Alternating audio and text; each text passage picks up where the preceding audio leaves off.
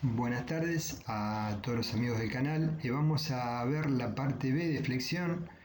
En el video anterior, la parte A, lo que hicimos es el ensayo de una viga correctamente armada para que tenga una rotura dúctil y observamos las diferentes etapas de carga y el comportamiento, los diagramas tensionales, hasta que se produce la falla. Ahora vamos a hacer algunos análisis sobre los resultados del ensayo para continuar avanzando hacia nuestro objetivo, que es definir las ecuaciones de diseño a flexión y luego ver ejemplos de aplicación. Recordando, la nomenclatura que utilizamos es H, la altura total de la viga, D, la altura útil, o sea, de la fibra más comprimida del baricentro de la armadura traccionada a S efectivamente la sección de armadura, BW, el ancho de la pieza, Rho, la cuantía geométrica de la armadura, el cociente de la armadura S sobre B por D, y FR definíamos como tensión de rotura-tracción del hormigón sometido a flexión. Vamos a intentar justificar ahora el porqué de la utilización de un diagrama simplificado rectangular como el que vemos a la derecha para evaluar las tensiones en la zona de hormigón comprimido que utiliza el código ASI 318. Ya vimos las dificultades que teníamos para determinar en la clase de propiedades de los materiales el diagrama tensional sobre el hormigón, que dependía de una gran cantidad de variables, entre otros si las cargas eran de corta duración o eran de larga duración, la calidad del hormigón, una importante cantidad de variables. Entonces, sobre la base de un diagrama real de tensiones que no conocemos, vamos a plantear las ecuaciones de equilibrio de fuerzas y equilibrio de momentos para evaluar los parámetros a adoptar para lograr un diagrama convencional, o sea, el rectangular sería un diagrama que no representa la realidad, pero es lo suficientemente preciso en cuanto a la determinación de la resultante de compresión, el valor y el punto de aplicación. Este diagrama debe coincidir adecuadamente con los resultados que hacemos de los ensayos sobre vigas de control. Entonces el diagrama de la izquierda sería el real entre comillas, donde la profundidad del eje neutro está ubicada a una distancia C, la máxima tensión es K3 por F'C, donde F'C es la tensión de compresión de una probeta aislada. La resultante de ese diagrama está ubicada a una distancia K2 por C de la fibra superior y tiene un valor K1 por K3 por F'C por B por C. Y vamos a tratar de encontrar un diagrama que no sea tan complejo como el A para el diseño, que realmente es complicado, con una profundidad del eje neutro, profundidad del bloque de tensiones, no del eje neutro A, algo menor que C, un nivel de tensiones constantes máximo 0,85 de F'C y la ubicación de la resultante, como es un diagrama rectangular, es a 0,5 de A, que va a ser simplemente C 0,85 de F'C B por A. A continuación vamos a justificar este diagrama a partir del de la izquierda. Acá podemos ver entonces, en camino a tratar de encontrar la justificación de este diagrama equivalente de tensiones que usamos, que conocemos perfectamente que no es el real, la sección de hormigón de ancho B y altura útil D, rayada en gris la zona comprimida y por debajo en blanco la zona de hormigón traccionado, marcado las armaduras AS. Asociado con esto el diagrama de deformaciones, la recta vertical sería la sección no deformada y cuando sufre una carga y gira manteniéndose plana y por lo tanto la deformación de la fibra superior de hormigón SU de compresión, o sea, acortamiento, y a nivel de las armaduras epsilon SU, la elongación de las armaduras. El punto de tensiones nulas, eje neutro, la distancia C, y el diagrama que no conocemos con certeza y en realidad no sé si es importante conocerlo con certeza. Lo que sí tenemos que conocer es el valor de la resultante y el punto de aplicación de la misma. Entonces, desde el punto de vista práctico, porque nosotros no somos ingenieros, por lo menos este video no está destinado a aquellos que hagan investigación, ¿no? Naturalmente, sino a aquellos que se desarrollen proyectos. Entonces planteamos en la ecuación de equilibrio de fuerzas, la resultante de compresión en el hormigón C es igual a la resultante de tracción en las armaduras T.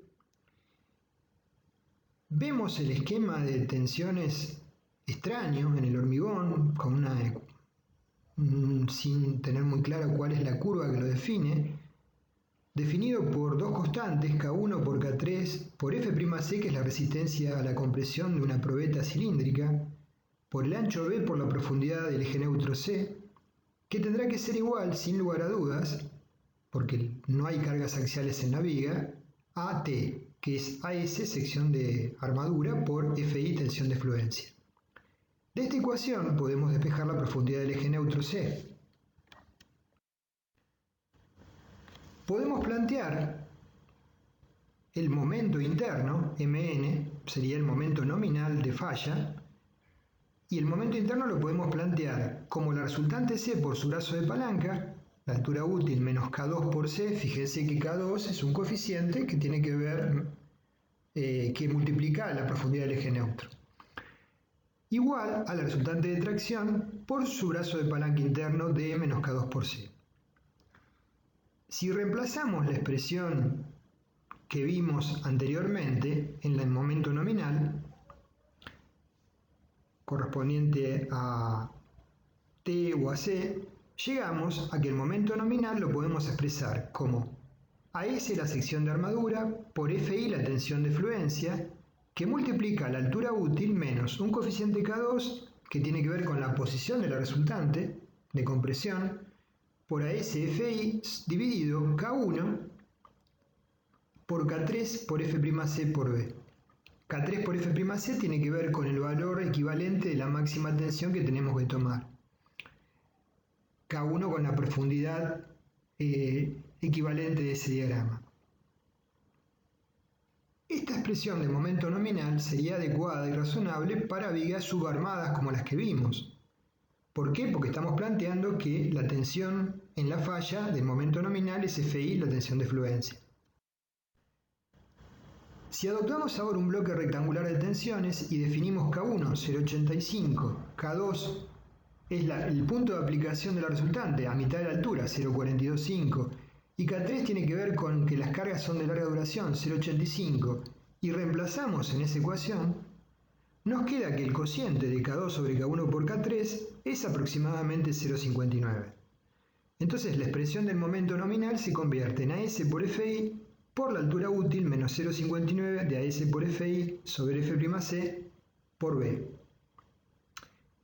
¿Qué pasa con lo que encontramos con los ensayos? Bueno, 364 vigas subarmadas ensayadas hasta rotura responden a esta nube de puntos y la ecuación que establecimos recién responde a esa curva que concuerda sensiblemente bien con lo anterior. Entonces, frente a ese diagrama que vemos abajo en línea punteada de tensiones en el hormigón comprimido que no conocemos con certeza, ahora tenemos un diagrama rectangular de altura 0,85 de F'C, de profundidad beta 1 por C, y cuya resultante está ubicado en A sobre 2, si A es la profundidad del rectángulo, igual a 0,85 de F'C B por A. Tenemos un diagrama que concuerda con los resultados de los ensayos. ¿Y qué ventaja tiene respecto al anterior? Que no es el real, pero que es muy fácil de utilizar, sobre todo cuando veamos secciones que no son rectangulares, con geometrías más complejas, y en flexión compuesta, por ejemplo, donde tenemos que integrar sobre áreas más complejas la resultante. Entonces es muy útil para todas esas circunstancias y tiene un grado de precisión que es razonable, teniendo en cuenta las demás variables que manejamos en el diseño, que ninguna tiene un grado de precisión absoluto, sino parcial. Cuando hablamos de la sección balanceada dijimos, la sección balanceada es aquella que simultáneamente se agota la capacidad de formarse el hormigón comprimido y el acero justo en ese momento entra en tracción. Entonces, vamos a determinar cuál es la profundidad del eje neutro asociada con esa situación de falla que se llama falla balanceada, que como ya dijimos no es admisible desde el punto de vista reglamentario. Pero es bueno saber para qué valor se produce para estar alejados de la misma. Entonces, si T es igual a S por Fi, porque consideramos que la armadura ingresó en fluencia, ρ es la cuantía geométrica S sobre W por D, reemplazando podemos decir que T es igual a la cuantía geométrica por el ancho por D por Fi. Igualando la resultante de compresión C en el hormigón con la resultante de tracción T en las armaduras, y despejando la profundidad del eje neutro de esa ecuación, antes de eso, utilizando la condición de compatibilidad de deformaciones, tenemos de los triángulos que manifiestan las deformaciones porque la sección plana ha girado manteniéndose plana, podemos correlacionar en función de la deformación EC del hormigón más comprimido y EI del acero que está en fluencia, podemos definir cuál es la profundidad del eje neutro que se produce esta circunstancia particular de que la viga agote la capacidad de formarse cuando la armadura ingresa en fluencia. Entonces, expresar E sub I a su vez es la deformación asociada con el ingreso a fluencia del acero, por lo tanto es Fi sobre S. Reemplazando, tenemos que C sub B, que será la profundidad del eje neutro que está asociada con la falla por cuantía balanceada, por eso la llamamos B. En la nomenclatura americana la suelen denominar con ese subíndice. En el dibujo de la derecha pueden ver el plano de deformación, epsilon S es igual a I y ρ es igual a ρb. La profundidad del eje neutro C asociada con esa falla es CB igual a 0,03 por el módulo de elasticidad del acero dividido el mismo valor por el módulo de elasticidad del acero más Fi por D. Reemplazando en el valor de epsilon del módulo de elasticidad del acero, podemos luego despejar la incógnita que nosotros queremos determinar, cuál es la cuantía, cuál es la cantidad de armadura que yo debo colocar en la viga para que se produzca este tipo de falla que permite que el acero entre en fluencia traccionado, pero que inmediatamente se produce la falla, o sea que es una falla frágil. Reemplazando por epsilon S igual a Fi sobre S y reemplazando por el valor convencional de deformación del hormigón a compresión, S igual a 0,003, en la expresión correspondiente obtenemos ρ sub B. ρ sub B es la cuantía ρ y el subíndice B tiene que ver con el tipo de falla balanceada. Por lo tanto, la cuantía de la armadura a colocar máxima en mi sección nunca puede ser igual a ρb, tiene que ser menor que este valor. ¿Por qué? Porque si es menor, yo me voy a asegurar que la armadura no solo llegue a fluencia, sino que ingrese e incursione en ese campo y que la viga presente grandes deformaciones y fisuras que me digan hay que tomar alguna medida precautoria. Al respecto, el CIRSOC 201-2005 establece, igual que el Código ASI 318-2005, que las piezas solicitadas a flexión simple o flexión dominante, la deformación neta de tracción, epsilon T, del acero más traccionado, para la resistencia nominal no puede ser menor que 0,004. Esta condición establecida para asegurar una rotura dúctil, en ediciones anteriores del Código ASI 318 se planteaba de otra forma. Si ustedes consultan un libro de código referido al Código ASI 318 del año anteriores al 2002, van a encontrar que la expresión se plantea de otra forma, poniendo un tope a la cuantía ρ menor que 0,75 de ρ sub B. Si asociamos este límite con la elongación correspondiente del acero veremos que nos da ET igual a 0,0038, o sea que es muy semejante el concepto, el propósito.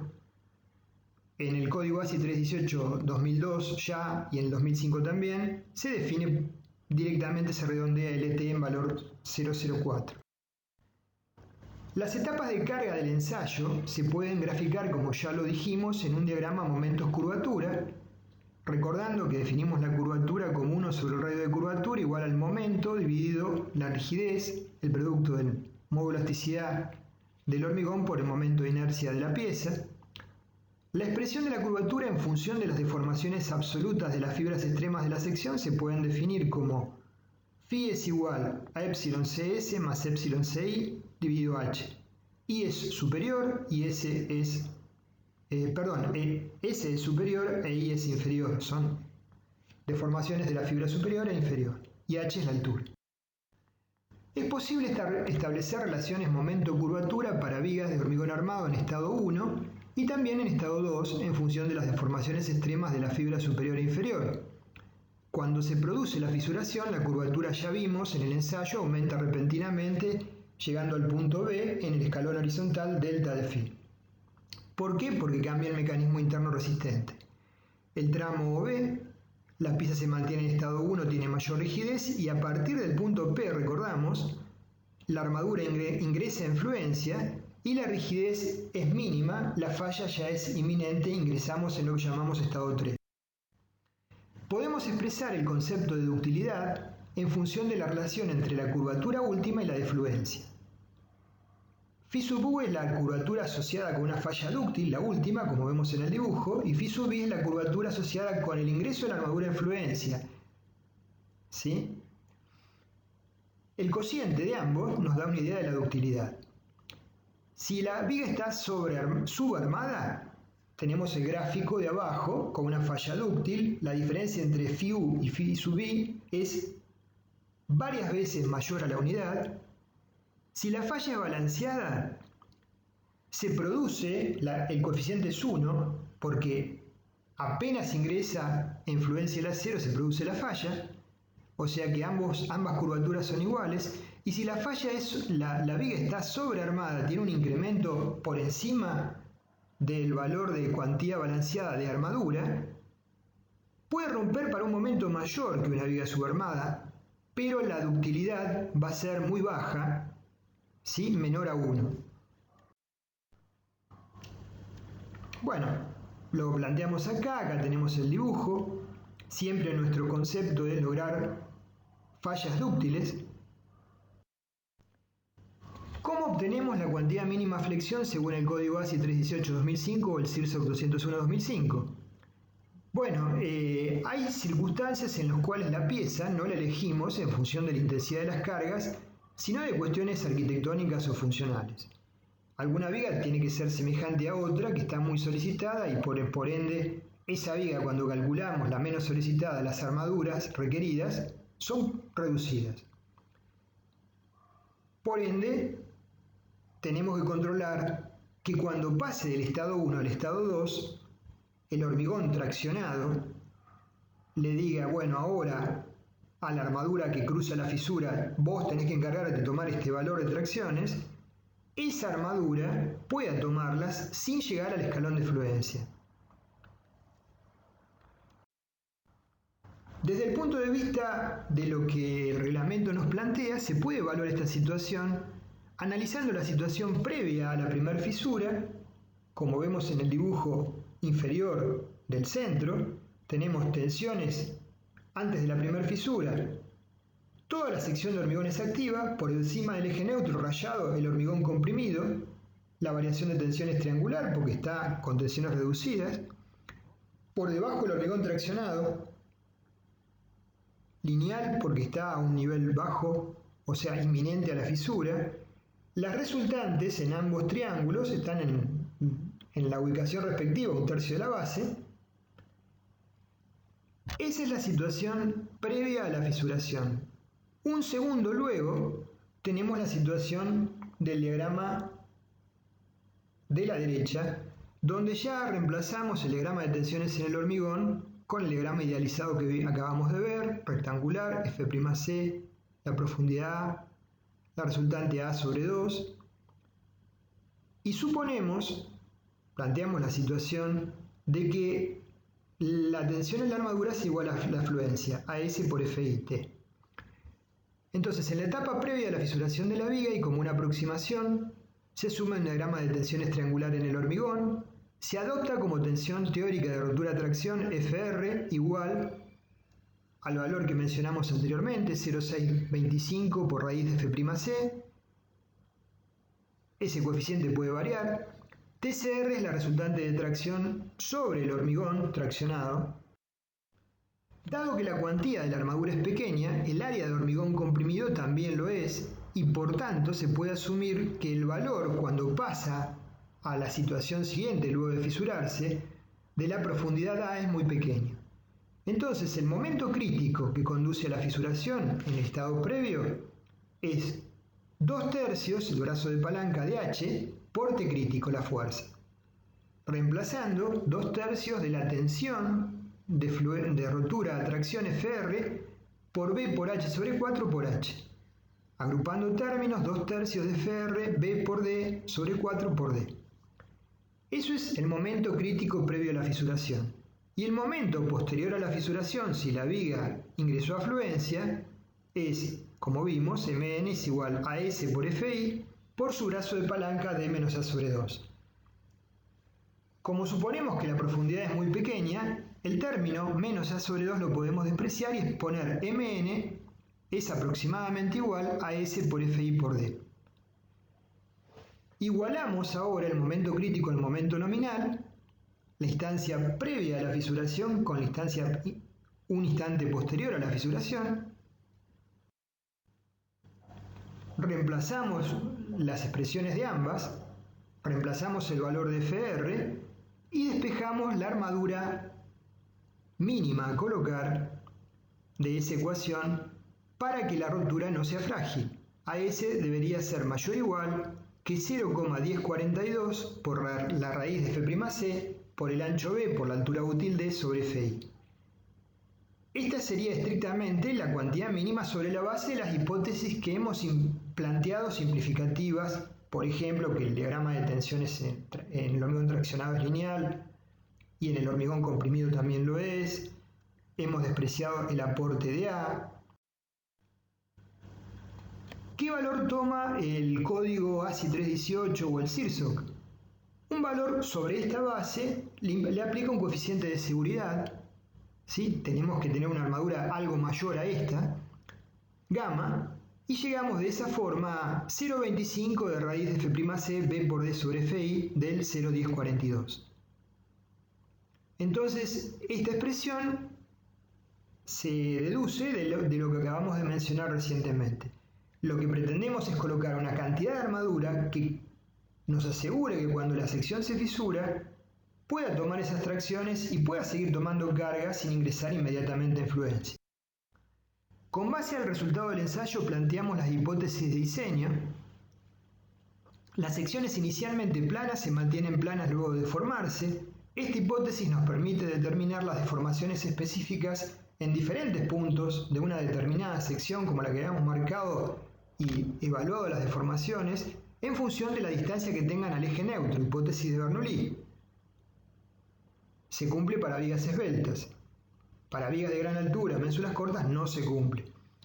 Existe adherencia entre acero y hormigón y por tanto ambos materiales experimentan iguales deformaciones específicas a igual altura o a igual distancia del eje neutro. El hormigón no resiste tracciones, o bien despreciamos la capacidad de tomar tracciones en estado último del hormigón, y la deformación específica del acero traccionado tiene que ser mayor a 4 por 1000.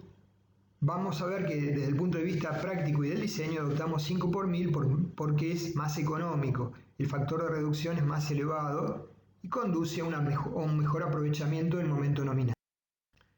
La deformación específica de rotura del hormigón a compresión es εc 3 por 1000, convencional. El diagrama de tensiones deformaciones del acero, ya vimos, lo adoptamos bilineal. Y el diagrama de tensiones de deformaciones del hormigón lo adoptamos como acabamos de deducir hace unos minutos, rectangular, con los datos que ustedes ya vieron y que ya lo analizamos. Por tanto, el eje neutro de tensiones es paralelo al eje neutro de deformaciones. La profundidad del bloque de tensiones está relacionado con la profundidad C del eje neutro de deformaciones mediante el valor beta. A es igual a beta por C. Beta depende de la resistencia del hormigón. Para hormigones, el valor de beta 1. Para hormigones de 30 megapascales o menores vale 0,85 y para hormigones ya de mayor resistencia se reduce paulatinamente hasta 0,65 para H60. Entonces tenemos a la izquierda el diagrama real. Yo pongo real entre comillas porque tampoco sabemos con certeza la forma del diagrama. Y fíjese que por debajo del eje neutro hay un diagrama de tracciones en el hormigón que lo estamos ignorando, pero que de hecho existen. No puede ser que inmediatamente 1 milímetro por debajo del eje neutro el hormigón ya no tome ninguna tracción. Eso es una simplificación. Físicamente hay un volumen por debajo del eje neutro de hormigón traccionado. Vamos a ver por qué lo despreciamos.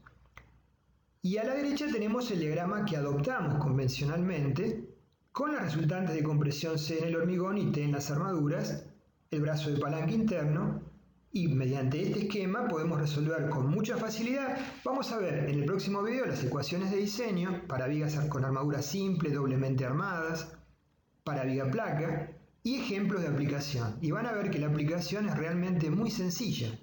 Y vamos a ver también cómo, si tenemos una sección dada, podemos verificar la resistencia, cuál es el momento nominal de esa sección.